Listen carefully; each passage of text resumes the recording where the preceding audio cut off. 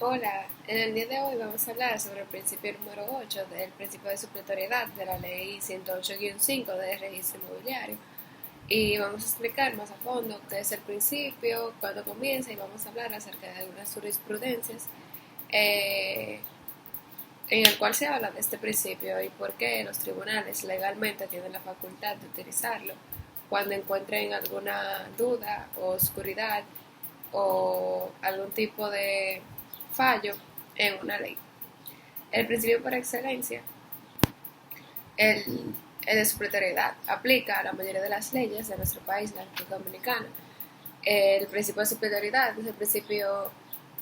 en el que básicamente una ley suple a otra en formas o en miras a llenar vacíos, oscuridades o defectos que tenga una ley más especial. En nuestro país, el derecho civil sirve como el derecho supletorio por excelencia a la mayoría de las materias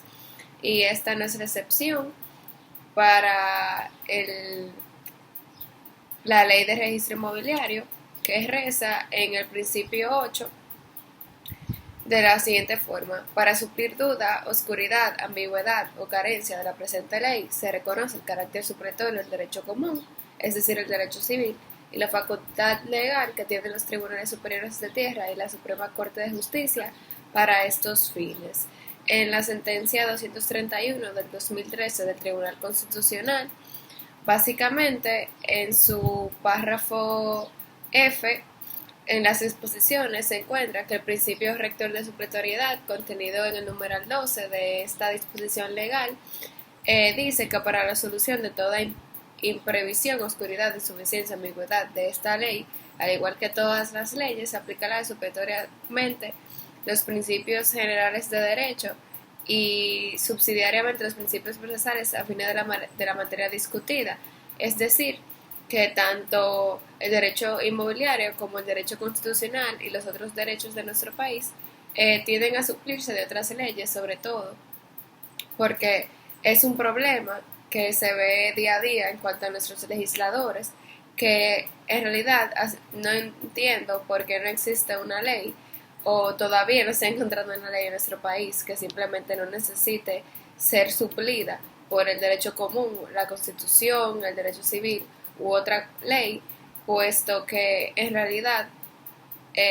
nuestras leyes tienen grandes deficiencias,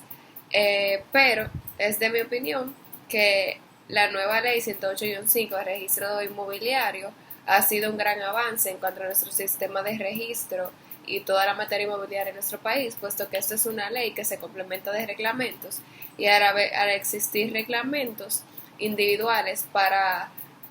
cada tema, para cada área de esta ley, es preciso, obviamente, ser mucho más directo, mucho más individualizado, y eso lleva a que existan menos ambigüedades en la ley, puesto que al existir un reglamento para cada área, esto llega a ser más especializado, más específico. Independientemente de esto, existen todavía lagunas, puesto que no todo se ve a la hora de llevar a cabo la ley, sino luego de que está la práctica. Pero hay que reconocer que el órgano de registro inmobiliario, jurisdicción inmobiliaria, tribunales de tierra,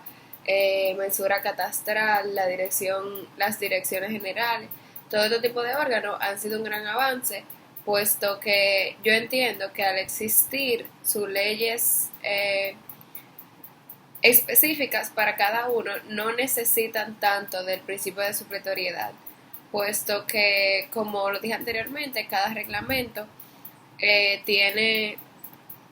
especificaciones que realmente son esenciales y que suplen cada uno de los temas que rigen. Yo entiendo que esto es un ejemplo a seguir para las demás leyes de nuestro país. La ley de registro inmobiliario, junto con su jurisdicción, ha sido uno de los mayores avances que hemos tenido como país. Y realmente es abismal la diferencia con el registro que teníamos pasado, los tribunales pasados y cómo se regían. Por eso entiendo que es importante, obviamente, que expresamente la ley cubra que existe este principio de supletoriedad, pero no necesariamente porque es indispensable ya que la ley sí contiene lo que debe de contener.